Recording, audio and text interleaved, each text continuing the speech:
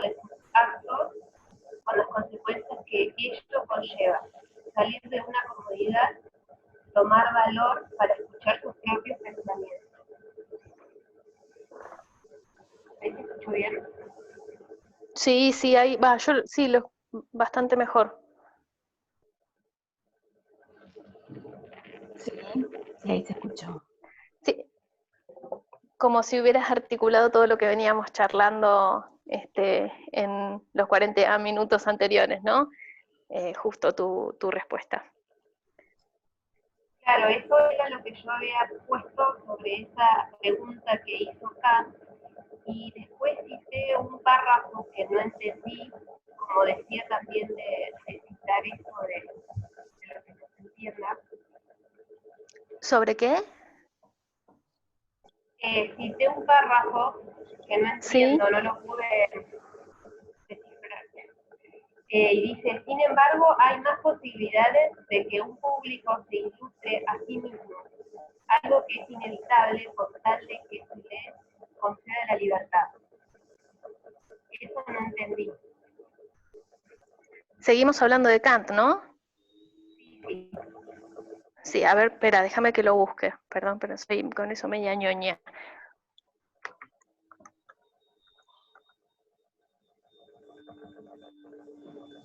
También lo voy a usar porque ahora no lo tengo. Lo cité así en mi cuaderno.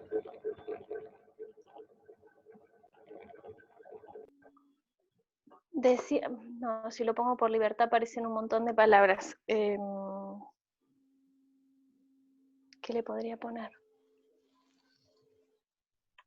¿Vos te acordás cuál es la página? Está en la página 89. Gracias Jessica. 89. A ver.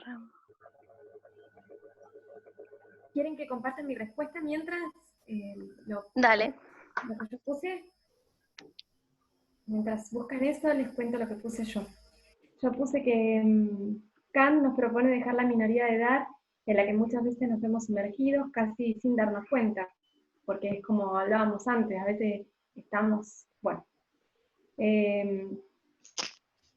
siempre el ser humano tiende a la comodidad de buscar un tutor que nos guíe a razonar, a pensar, caemos en la sensación de incapacidad de utilizar nuestra propia razón. Kant nos anima a ser capaces de utilizar nuestro propio entendimiento, aún a pesar del temor que nos genera salir de la zona de confort que estamos unidos. Que nos corramos de la incapacidad de servirnos de algún otro. Y por último, me gustó esta frase que decía que renunciar a la ilustración es pisotear y vulnerar los derechos de la humanidad. Siendo, bueno,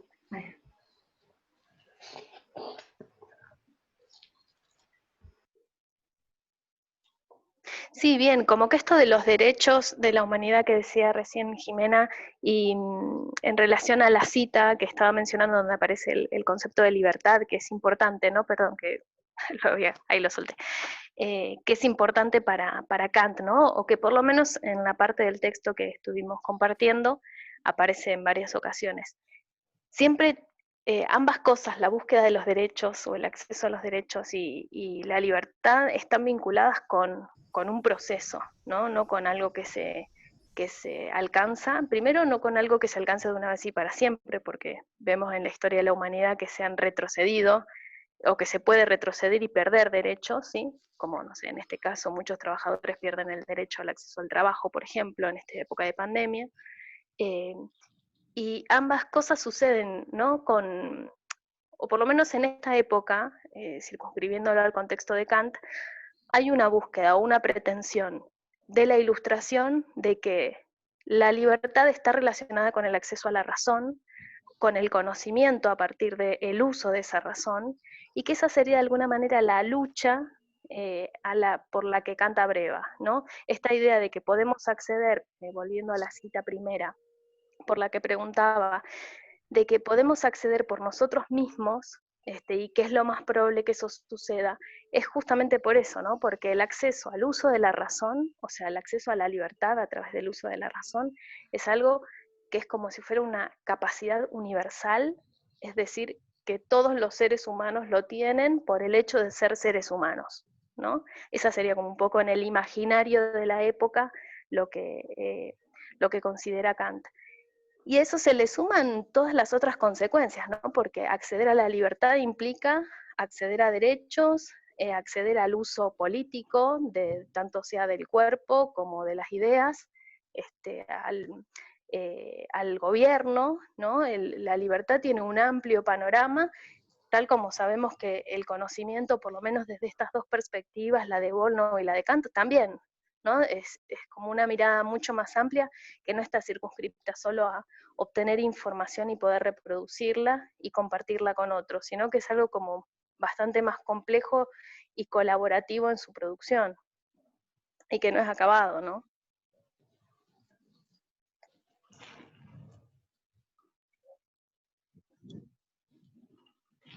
¿Alguien más que quiera compartir las respuestas?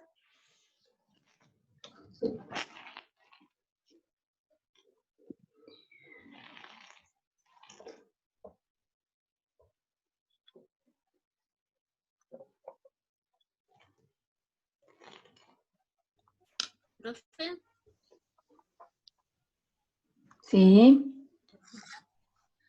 Bueno, aquí yo encontré algo acerca de lo público, lo que se puede decir. Bueno, por lo menos, bueno, volvemos. Sí. Perdón. Sí. Lo que habíamos estado hablando acerca de lo que a veces podemos decir y no podemos decir por distintas razones. Y bueno, me llamó la atención dos cosas acá. Primero dice, no recuerdo la página, disculpen. El orden establecido, dice, perdurará hasta que la comprensión de tales cuestiones, cuando habla de cuestiones está hablando acerca de otros pensamientos u otras opiniones, se hayan extendido y acreditado y logren, con la unión de voces unánimes, elevar hasta el trono una propuesta para protegerse y se hayan reunido también en pos de una reforma institucional. O sea que saco conclusión de esto que ciertas opiniones, por lo menos, no sé si en esa época o también hoy día, era como, bueno, las podés tener, pero se pueden como acreditar en la medida que te permiso para hacerlo. ¿Me explico? Es lo que entiendo. Logren una propuesta para protegerse y se hayan reunido en pos de una reforma, pero que eleven hasta el trono, como me imagino que cuando habla de trono habla acerca de la autoridad máxima. Y por otro lado, encontré algo muy interesante que dice, una época no puede dejar a otra sin la posibilidad de la ilustración o el progreso, puesto que esto supondría un crimen a la naturaleza humana. Me gustó mucho. Yo puse otra cosita con respecto a eso. ¿Lo leo? Sí. O sea, es parecido, pero bueno, yo puse que Kant es optimista, piensa que la humanidad camina hacia mejor en la medida en que se extiende la libertad y los hombres cada vez más hagan uso público de su razón. El progreso del mundo aumentará como la libertad y la racionalidad, que son dos elementos que considera propios de la naturaleza humana, que todo el mundo está capacitado para usar eso, digamos. Y además, bueno, que fue en el contexto de la Revolución Francesa, y pienso que han pensado como bueno, en salir de la monarquía, en que estaban, ¿no? No sé si va por ahí o no. Sí, no estoy muy segura de cuál era la postura política de Kant en ese momento en relación a eso, pero sí era un tema que estaba como en auge, ¿no? O sea, el texto es del 84, o sea, la Revolución Francesa fue 5 años después, pero imaginémonos que como todo cambio es un proceso, y por lo tanto ya estaban en un proceso, digamos, de crisis, porque estaba la revolución industrial, así que toda la gente, o sea, todo era un entramado totalmente nuevo y totalmente caótico, ¿no? Las nuevas enfermedades, las nuevas conformaciones sociales en relaciones a las familias, muchas personas trabajando una cantidad de horas infernales, todas las relaciones sociales se ven transformadas, los lugares habitacionales donde participaba la gente y donde vivía la gente se transformaron en otros, así que en todo ese caos la gente empieza a reclamar porque no está teniendo un rango de vida adecuado. Y si bien lo que estoy narrando es como algo que suena muy caótico, también es un momento como de muchas oportunidades, ¿no? Porque como creo que estuvimos hablando en los audios de WhatsApp, toda situación de conflicto puede ser algo que se puede, si lo vemos el vaso medio vacío, podemos verlo como algo caótico, pero si lo vemos del lado lleno, es como Mariana que está tomando líquido, lo ve el vaso medio lleno, muy bien, es justo la posibilidad de transformar algo que quizá en un momento de tranquilidad eso ni siquiera se piensa, ¿no? Por eso es el conflicto y la crisis es una instancia, por ejemplo, para Volnau de conocimiento, porque lo ve desde un lugar positivo, desde un lugar de que es un momento de transformación posible, ¿no? De algo a otra cosa, no sabemos si mejor o peor. Para Kant, los momentos de conocimiento es un momento de progreso y es un momento de progreso hacia algo mejor. Y eso se hace solo con el uso de la razón. Volnau no lo delimita tanto, ¿no? Pero es como, bueno, es un mambo de la época ese, ¿no? El de la razón, el de que todos, como justo las dos mencionaban ustedes, el tema de la naturaleza humana. Kant cree, porque es hijo de su tiempo, de que el hombre, y lo digo en esos términos porque son los términos en los que se escribe y los que se escribe la historia de ese momento, de que el hombre naturalmente tiene el uso de la razón y natural y universalmente todos los hombres, por ser seres humanos, tienen esa posibilidad, ¿no? Eso es como algo que atraviesa esa situación. Mari, estoy viendo una diapositiva. ¿Sí? ¡Ay, qué maravilloso! Igual está en Pero, PDF. perdón, antes de que entremos... Sí, sí. Bueno, está bien, va bien. Yo antes de que entremos a eso me quedé pensando en que me parece que no sé si respondimos la pregunta sobre el uso privado y público. Pero, o sea, por ahí sin responderla, como para que cada uno la pueda elaborar, sí me parece, vieron, no sé si registran o para quienes no lo leyeron, para que cuando lo vuelvan, si quieren apuntarlo como para después volver a revisar el texto o a encontrarse por primera vez con el texto de Kant, se van a encontrar de que Kant, bueno, viene hablando de esto de la libertad, todo esto que estuvimos hablando, ya como que queda claro en la presentación del texto, y empieza a tomar algunos ejemplos. Y esos ejemplos que toma son todos de funcionarios públicos, podríamos pensar. No es lo mismo público en ese momento que ahora, pero bueno, no hagamos esa distinción. Son todos de funcionarios, ¿no? Habla del Estado, de trabajadores del Estado, creo que habla de la iglesia, bueno, habla de distintas personas trabajando en distintos lugares, ¿no? Y dice algo así como, yo solo les pongo el ejemplo para que ustedes después vayan a la cuestión teórica del texto.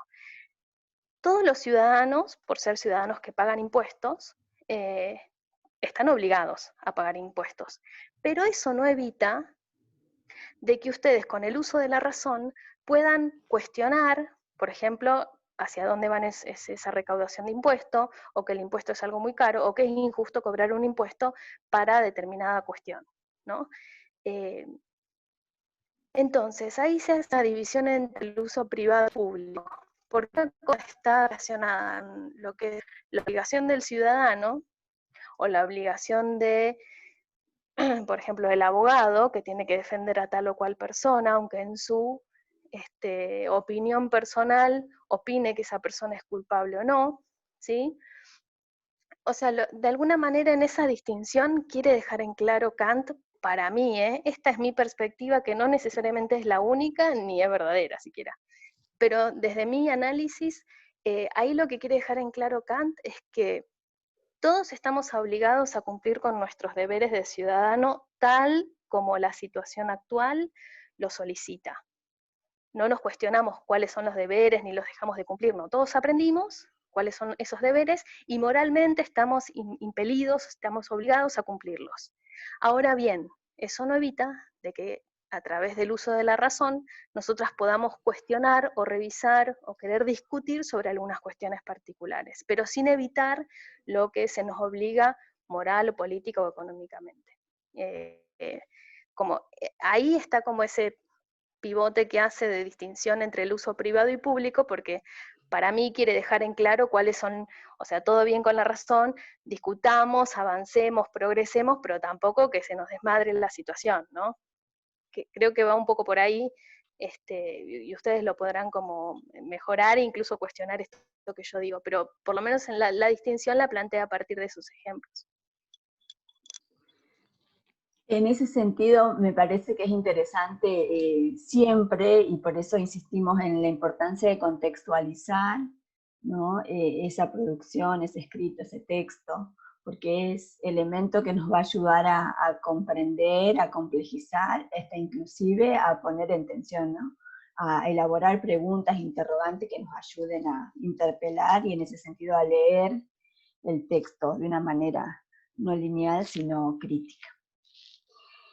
Bueno, y como ya es costumbre, Pau nos orienta en estas lecturas con una presentación. ¿Se acuerdan que el encuentro pasado, en ese fallido de compartir el PowerPoint en la presentación, aparecía de alguna manera la contextualización de aquel momento en el que los principios, libertad, igualdad y fraternidad, daban sentido a la construcción de la Declaración de los Derechos del Hombre y del Ciudadano, y una de las categorías que en esta de las casualidades que no son tal, en este hilo de análisis que vamos haciendo colectivamente, nos proponían ustedes en la intervención en la primera parte de la reunión, qué es lo que pasa con el lugar de la mujer, ¿no? Y qué es lo que pasa entonces con nuestro rol en tanto sujetos, partícipes de la construcción de conocimiento social legítimo, legitimado.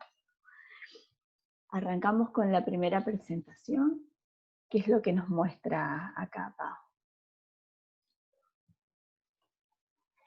Bueno, acá el objetivo era como mostrar que a pesar de que Kant muestra o nos propone como este mundo de avance de la razón, ¿se acuerdan que decíamos que la época de la Ilustración, lo mencioné hoy varias veces en la clase y salió como en la charla, pertenece a esta naturaleza humana, es decir, que todos los seres humanos, por ser seres humanos, podemos razonar y podemos ayudar al progreso de esta sociedad, o de la sociedad de ese momento al menos, se propuso dentro de las propuestas del acceso a los derechos, como comentaba creo que era Jimena hace un rato, se propone y se dispone la Declaración de los Derechos del Hombre y del Ciudadano, que es lo que están viendo ahí en la diapositiva.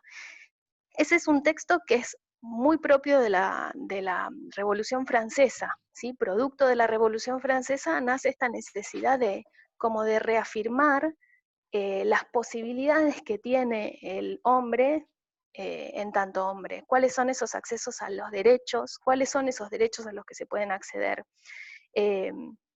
Obviamente sigue teniendo estos mismos elementos que encontramos y que discutimos o que conversamos sobre Kant, ¿no? Esto de que es universal, de que es racional, de que es un conocimiento válido, es decir, todos podemos válidamente acceder a estos derechos, ¿sí? Y que nos corresponden por naturaleza, que por ejemplo, no sé, los derechos a la libertad, a la seguridad, a la vivienda, ¿sí?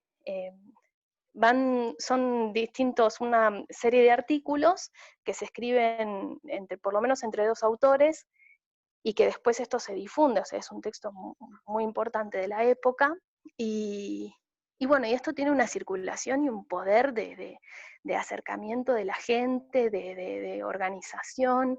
Es un texto que no se discute, que se acepta, y que se acepta como en buenos términos, como qué bueno que se armó esto, digamos, ¿no? Sin embargo, esa declaración deja por fuera ciertos seres humanos, a pesar de que hay una universalidad en ese reclamo, hay algunos que quedan por fuera. Y quien visibiliza esta situación es esta filósofa que ven ahí en la imagen, que es un retrato un poco posterior de la época, que es Olympe de Gouges. Olympe de Gouges fue una mujer que en realidad viene de una familia analfabeta. Ella lo que hace es se cambia su nombre y se cambia ese apellido por un apellido más de Gush era como un apellido más de otra alcurnia, ¿no? Otra clase social, que es la clase social a la que puede acceder a la educación, a la formación, a la discusión en cafés literarios, que no era algo propio de la época para todos, ¿no? Porque no había trabajadores, digamos, en esos espacios. Entonces ella lo que hace es cambia como muchas de sus cuestiones personales, si buscan en internet van a encontrar material, información sobre eso, que es algo como muy llamativo, y bueno, entre esas cosas se cambia su nombre y apellido para acceder a estos círculos y participar de los debates políticos y sobre todo filosóficos de la época.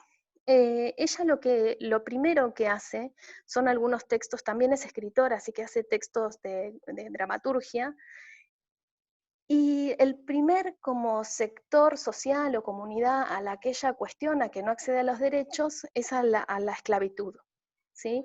Olympe de Gouges es como si fuera una gran abolicionista de la época, abolicionista en el sentido de que reclama por la abolición de la esclavitud de esas personas que también son seres humanos, que decirlo parece una pavada, pero en la época a ella le valió como intentar ser silenciada, por decirlo muy amablemente, ¿no?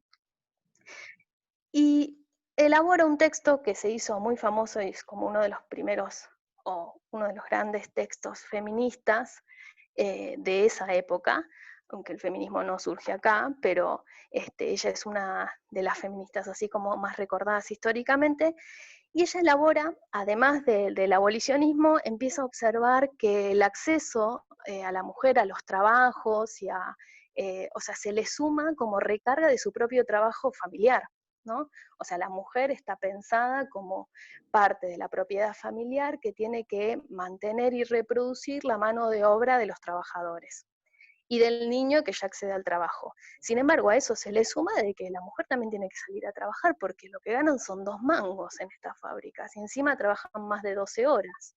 Entonces, observa de que esas mujeres que salen a reclamar por sus derechos, que salen a reclamar por el pan, como hay muchísimas movilizaciones en esa época, hay muchísimas movilizaciones con armas, o sea, reclamos intensos porque la situación de las familias era de una absoluta carencia en todo sentido.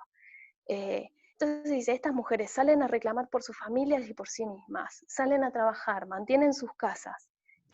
¿Y dónde está la posibilidad de voto, la posibilidad de acceso a discutir en los foros políticos? ¿Dónde está el acceso a la educación que reciben estas mujeres? A que los hijos sean considerados propios y no solo del varón. Entonces ella saca una declaración que se llama exactamente igual que la Declaración de los Derechos del Hombre y del Ciudadano que vimos anteriormente, pero se llama la Declaración de los Derechos de la Mujer y la Ciudadana.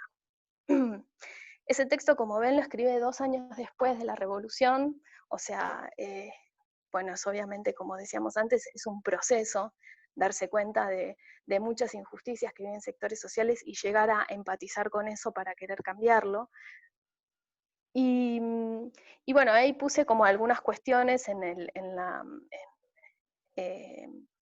la diapositiva que están relacionadas exactamente con que los derechos de las mujeres no se ven, o es lo que reclama Olympe de Gouges a grandes rasgos, es que no se ven plasmados concretamente en los derechos del ciudadano y del varón, porque son los derechos del varón. Y las mujeres, como un sector social que tiene un uso social de sus cuerpos distinto, reclama y necesita de otros derechos que no están considerados adentro del ciudadano y el varón, porque aparte no se los reconocen como tales. De alguna manera lo que dice es, si la razón es de todos, bueno, que efectivamente sea de todos, porque yo soy parte del todos y por ser mujer no tengo acceso a esos derechos, ¿no? Y hace una declaración que es exactamente igual a las del hombre, como les decía, incluso tiene la misma cantidad de artículos, y cada uno de los artículos, que es lo que después si quieren se los enviamos para que lo puedan ver mejor, y así yo no lo repito leyendo acá como una tonta, sino que ustedes lo puedan leer tranquis, hace una contraposición entre los derechos del hombre y los de la mujer. Y ella, si en el artículo 1 dice, los hombres nacen y permanecen libres e iguales a los derechos, el texto que ella firma y que después adhieren un montón de mujeres y que salen a la calle a reclamar por esto, dice, la mujer nace libre y permanece igual al hombre en derechos. Y así se traduce en cada uno de los artículos, como si fuera un espejo de aquello que no se incluyó en el primer texto. Obvio, imagínense cómo cayó esto, horrible, ¿no? Bueno, tanto es así que esta mujer no solo no fue bienvenida en ningún círculo más filosófico ni de discusión política, sino que, bueno, además por otras cuestiones que ella sostiene, como la monárquica, o sea, en la época del republicanismo ella está en contra y a favor de la monarquía, se la acusa y se la guillotina. O sea, Olympe de Gouges muere en la guillotina por decisión de los ciudadanos o de aquellos que pueden tener acceso a tomar ese tipo de decisiones, y muere guillotinada por sostener estas ideas. Nos parecía interesante traerlo a cuento. ¿Por qué? Porque lo que vamos a ver de ahora en más, o sea, ahora planteamos esta cuestión de Kant, ¿no? Como esta importancia de la razón y de la universalidad, y nos interesaba mostrar como un pero que se le sumaría a esa perspectiva, ¿no? Como todo bien Kant, pero algo te quedó pendiente como sin mostrar. Y el paso de la historia, porque es así, el paso de la historia, no lo va a andar culpando a Kant de todo, porque si no, Kant tiene la culpa de todo, pobre hombre. Él es hijo de su tiempo y escribió lo que pudo en su momento histórico, ¿no? Y como hombre blanco, y como hombre blanco alfabetizado. Acá lo que nuestra idea es ir mostrando en estas clases que nos faltan y con los textos que nos faltan por ver, estos peros que se le sumarían a la mirada de la Ilustración, ¿no? A la mirada del hombre como conformador de la razón y como elaborador de las ideas, y como de unas ideas que tienen que tener ciertos rasgos, como por ejemplo ser ideas científicas o estar fundamentadas, y no las ideas que se nos generan a partir de emociones, ¿no? Eso sería como otro cantar, sino que va como por ese caudal. Así que bueno, este era como algo que le queríamos mostrar. Después igual les pasamos las diapositivas para que ustedes puedan ver con más detalle, y si lo quieren buscar, todo esto está en internet, así que van a encontrar un montón de información sobre la época, que es una época re interesante, y bueno, y sobre Olympe de Gouges en particular.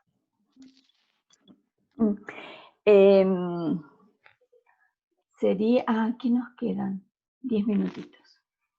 En esta posibilidad de cerrar este cuarto encuentro, recuperando y ya, fíjense, con más niveles de participación y de circulación de la palabra, digamos que de esto se trata, y esto nos interesaba habilitar y proponer, donde ustedes sean las protagonistas en las que circulen sus propias producciones y enunciados, y que no seamos nosotras solamente quienes tengamos la posibilidad de leerlas y de hacerle devolución, sino que efectivamente en esta idea que compartimos como uno de los ejes vertebradores del espacio curricular, el conocimiento como construcción social e histórica, donde los sujetos protagonistas, digamos, somos cada uno de nosotros, nos parecía importante ponerlo en acto, en ejercicio, y que no sea solamente un enunciado y una valoración que le escribamos hasta inclusive a nuestros propósitos formativos y formadores. Por eso, digamos, celebramos con Paola cómo se ha generado la dinámica hoy. Fíjense, han habido muy poquitos espacios de silencio, que tiene que ver también con la propia construcción de la confianza entre nosotros, desde este espacio en la que no estamos en la proximidad, pero que sí vamos avanzando en sentirnos con la seguridad de proponer lo que vamos construyendo, y al mismo tiempo ir deconstruyendo algunas de las cuestiones que tienen que ver con modos y estilos clásicos o más tradicionales de pensar al conocimiento desde determinados paradigmas, modelos, y donde se desdibuja inclusive cuál es el lugar del sujeto de conocimiento, y en este caso las sujetas, las mujeres como sujetos de conocimiento en este contexto, en este momento social, y como sujetas que además de sujetas de conocimiento social e histórica, sujetos en tarea docente, ¿no? Sujetos en tarea de formación y de tarea docente y educadora. Por eso, digamos, nos llevó 4 encuentros para ir familiarizándonos con esta dinámica y para ir proponiendo estas construcciones sobre las que vamos avanzando más colectivamente. Vamos a hacer las devoluciones y vamos a seguir haciendo preguntas, interpelando a sus textos a través de la plataforma, pero al mismo tiempo la invitación es a seguir aportando dentro de este espacio en las reuniones virtuales. Para el próximo encuentro nos vamos a dar un margen de respiro con la lectura de los textos y vamos a proponerles un video que va a servir como el disparador para seguir analizando y para poder volver a los dos textos y para abrir la puerta y tender puentes con Dussel, Sirvent y otros autores que tenemos seleccionados por delante. El texto es de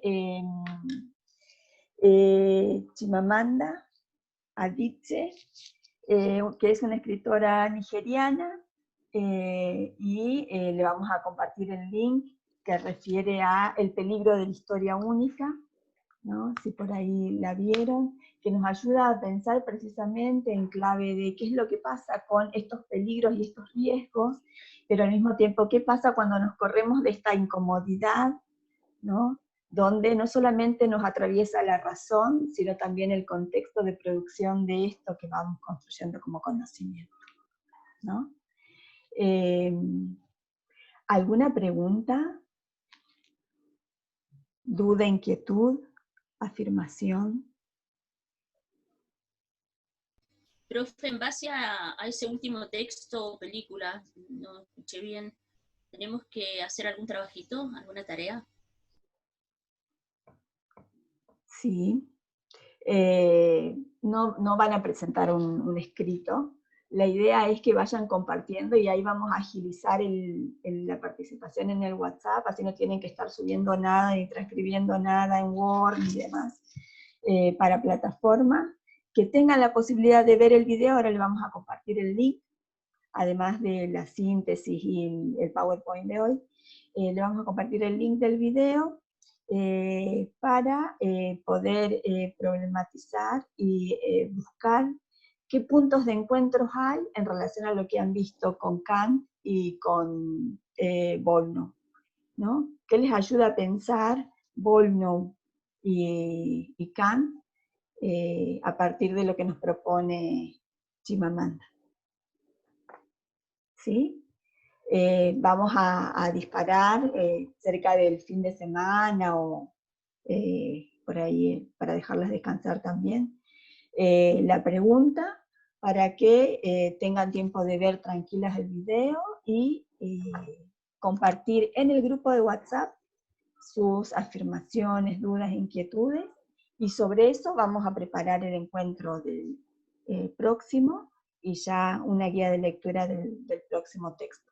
Pero por lo pronto las dejamos descansar con los textos para que tengan tiempo también de revisar, de escribir, que no significa que van a tener que volver a presentar, digamos. Esto nos parece que es sustantivo. La escritura y la producción tiene que ser una base y un fundamento para ustedes, para seguir avanzando en sus construcciones, y no es un deber en términos de tarea que nos tienen que presentar. Digamos, las fechas y los tiempos nosotros lo proponemos como un organizador, como para poder leer 2, 3, 4 trabajos juntos, hacer devoluciones y que sean como la invitación para seguir pensando los encuentros, ¿sí? Y las consignas de las próximas reuniones. Ese es el sentido de las consignas, ese es el sentido de las actividades que proponemos, ¿sí? Que no se constituyan en presión ni en saturación, sino que sean una herramienta pedagógica didáctica, en el sentido estricto, que ayuden en términos de consigna a propiciar sus propios procesos de construcción de conocimiento. ¿Sí? No sé si respondí, Lía, porque yo sé que hago así como todo un preámbulo y después voy a la síntesis. Si soy directa, compartimos a través del grupo de WhatsApp el link del video que nos va a servir como disparador para poder pensar y hacer puente con los dos textos que ya leyeron, que puedan surgir a partir de allí afirmaciones, preguntas, ¿sí? Inquietudes, en esta línea del pensamiento crítico. en esta línea de poner en tensión, en esta línea de seguir problematizando. ¿Sí?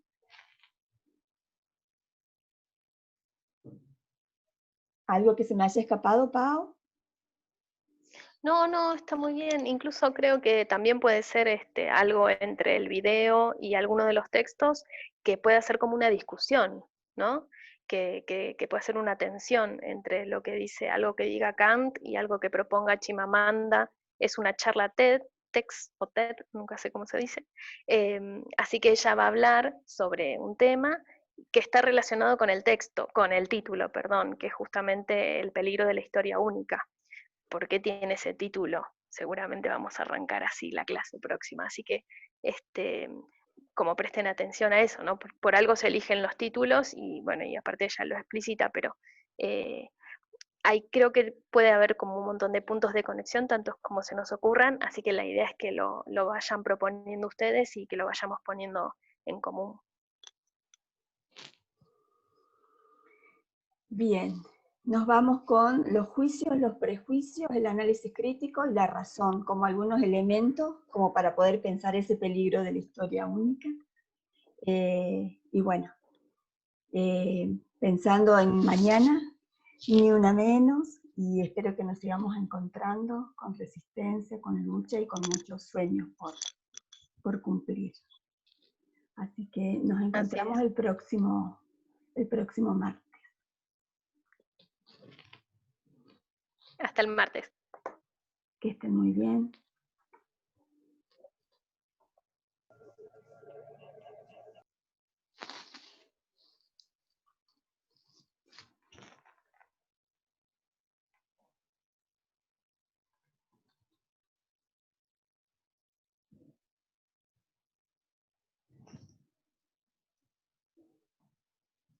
No se iban.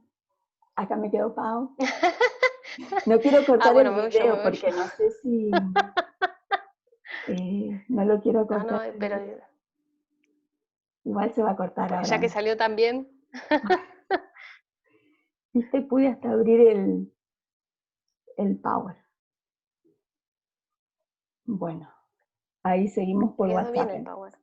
Sí, re bien.